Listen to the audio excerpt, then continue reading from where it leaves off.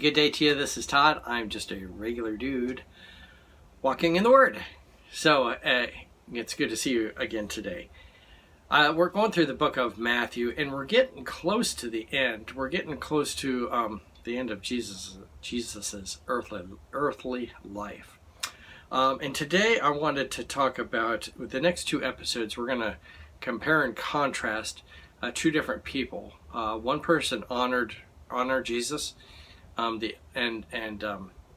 was a giver, okay, and is known as a giver.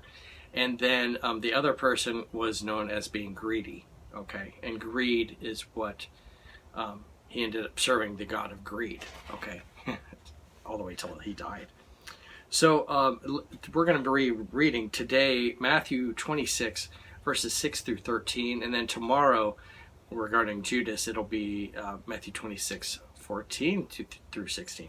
But let's focus on Mary today, and that's Matthew 26 verses 6 through 13. So if you have your Bibles like I do and your spectacles like I do, then follow along with me. It says this: while Jesus was in Bethany, in the home of Simon the leper. Okay, let's stop there. So this was Bethany, not in Jerusalem, but that Bethany was like a town outside of Jerusalem, where Jesus would really stay there, and then he would go into Jerusalem from there, kind of a suburb, you might say, okay?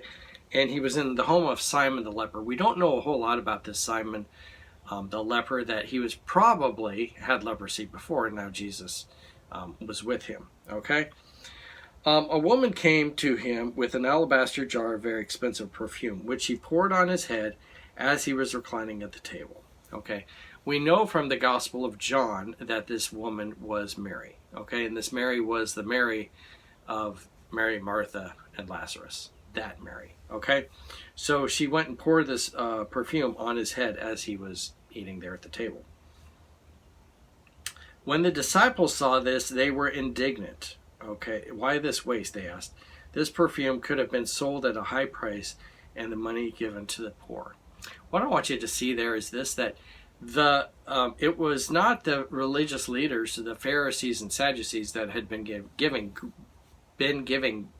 Jesus grief for quite a while.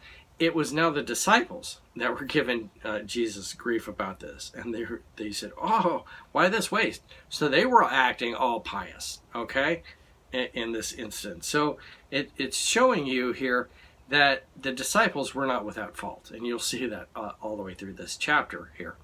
That some of the great leaders of the church that grew out of this to become leaders of the church in Acts had many failings, and here's one of them, where the disciples, they saw this and like, oh, why this waste? Let's keep reading here. Aware of this, Jesus said to them, why are you bothering this woman? She has done a beautiful thing to me. The poor you will always have with you, but you will not always have me. When she poured this perfume on my body, she did it to prepare me for the burial. Truly I tell you, wherever this gospel is preached throughout the world, what she has done will always be told in memory of her. Which is true. Okay, when you hear this story, you know it's Mary. Okay, you don't know of other people that confronted Jesus and were harassing Jesus. You don't know it was Billy Bob the Pharisee or Sally the Sadducee, which wouldn't be possible. But you don't know those names because no one cares. Okay, but this was just a good example of that. So in the perfume was like an extravagant thing, okay?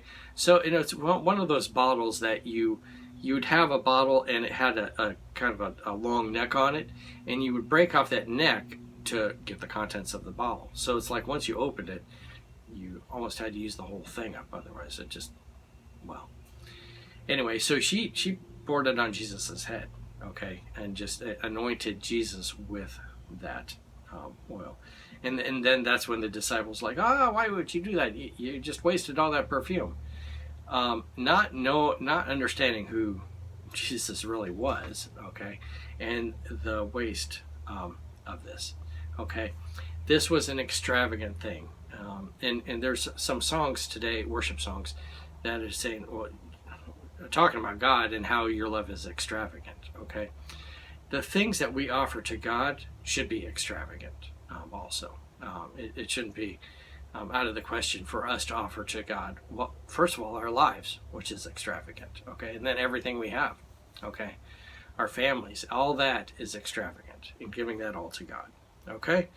And so, let me read something here. David Guzik had written this.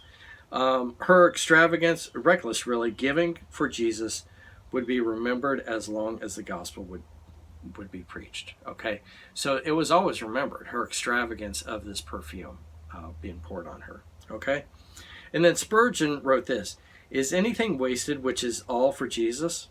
It might rather seem as if it would all be wasted which was not given to him." That's a great quote by Spurgeon. I'm going to read it again for you. "Is anything wasted which is all for Jesus? It might rather seem as if all would be wasted which was not given to him," which is true.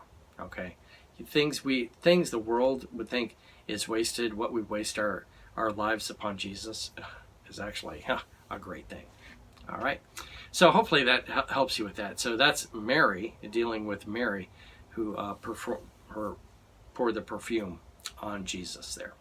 Thanks for watching. I'm just a regular dude walking in the Word, and I look forward to seeing you tomorrow as we continue our journey through Matthew 26. Lord's blessing. I'll see you then.